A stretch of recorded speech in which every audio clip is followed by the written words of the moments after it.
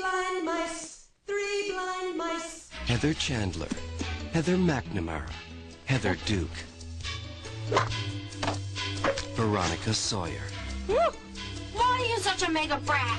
Because I can be. The most powerful clique at Westerberg.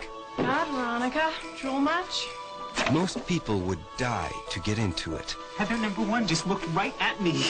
I'm worshipped at Westerberg, and I'm only a junior. Veronica would kill to get out of it. You were nothing before you met me. You were a Girl Scout cookie. JD has come to answer her prayers. I'm a no-rest build-up man myself. We'll kill her. Hey folks, it's Jim from the Movie One, and I'm here to review the dark comedy Heathers. Veronica, played by Winona Ryder, is one of the 4 most popular girls at Westburg High School. The other 3 are the girls named Heather. Beautiful, wealthy, but cruel, the Heathers are as hated and feared as they are popular.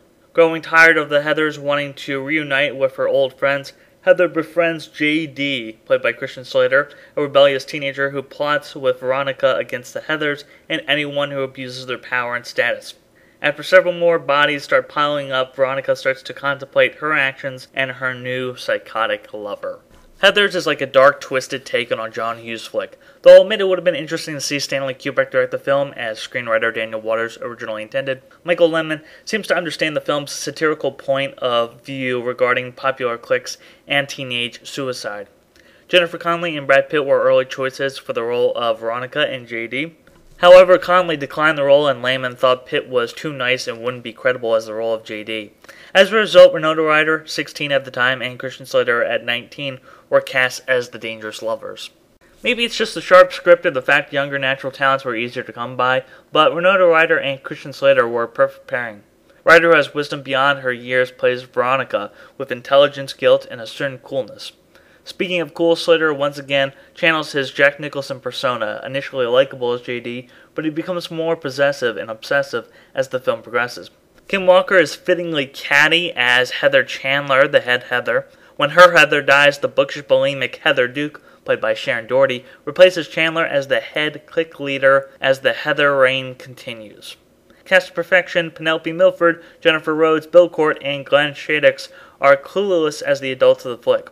I wouldn't say the violence within the flick is funny, it's generally the aftermath where you see how the characters, teenager or adult, react to the death. JD amusingly plants mineral water on 2 jocks aware this town would ignorantly come to the presumption that these 2 were homosexuals.